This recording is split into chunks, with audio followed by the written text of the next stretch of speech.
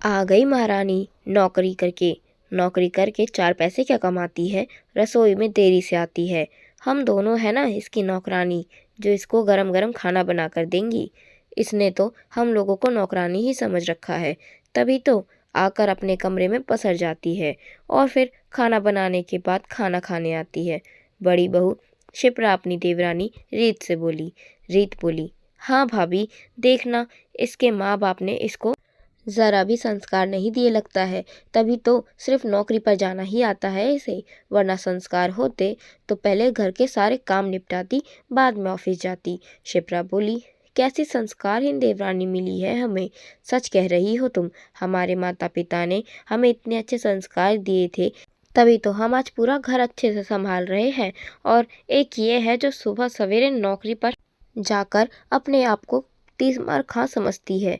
संस्कार होते तो हमारी तरह घर गृहस्थी संभालती, मगर ना जाने क्या हो गया है आजकल की लड़कियों को। नौकरी करके समझती है कि घर के कामों से आज़ादी मिल जाएगी। सब संस्कारों का खेल है छोटी। रीत बोली, भाभी हमें कुछ करना पड़ेगा, वरना हमारे घर की यह छोटी बहू वंदना पूरे घर पर राज करेगी और हम दोनों जिंदगी भर इसकी गुलामी करेंगी। शिप्रा बोली, छोटी, इसका भी एक उपाय सोच रखा है मैंने। अब तक तो माँ जी यही कहती थी, अरे छोटी बहू अभी नई नई है, धीरे धीरे सब सीख जाएगी। मगर अब तो वंदना को शादी किए 5 महीने हो गए हैं। शादी के 2 महीने तो वंदना मैडम ने घूमने फिरने में और अपने मायके आने जाने में ही गुजार दिए और फिर अपनी नौकरी ज्वाइन करके बैठ गई। चलो यहाँ तक तो ठीक था, मगर अब घर के काम भी नहीं करती।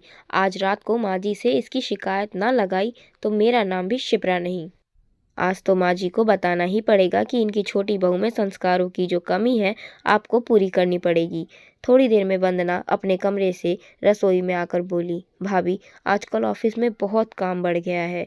अच्छा हुआ जो आप दोनों हैं, वरना ना जाने मैं घर और ऑफिस दोनों कैसे मैनेज करती। मंझली बहू रीत बोली, वंदना तुम्हें ऑफिस में भला करना ही क्या होता है।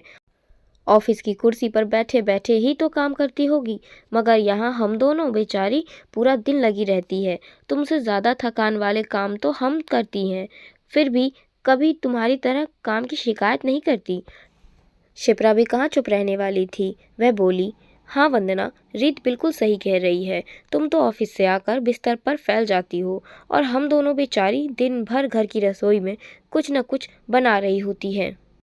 वंदना को अपनी दोनों जेठानियों के मुंह से निकले ये शब्द समझ तो आ रहे थे, मगर वह समझना नहीं चाहती थी, क्योंकि वह घर में कोई बखेड़ा शुरू नहीं करना चाहती थी। और वह सच में ऑफिस से आकर इतना थक जाती थी कि उसमें किसी से बहस करने की हिम्मत तक नहीं बचती थी। इसलिए वंदना बात को टालते हुए बोली, अरे वाह भाभी, पालक की सब्ज़ी बनाई है आज आप लोगों ने। मुझे पालक की सब्ज़ी बहुत पसंद है। दोस्तों, तो ये कहानी मैं यहीं पे रोकती हूँ। अगर आपको कहानी अच्छी लगी हो और आपको इसके आगे की कहानी जाननी है, तो हमें कमेंट बॉक्स में कमेंट करके ज़रूर बताइएगा।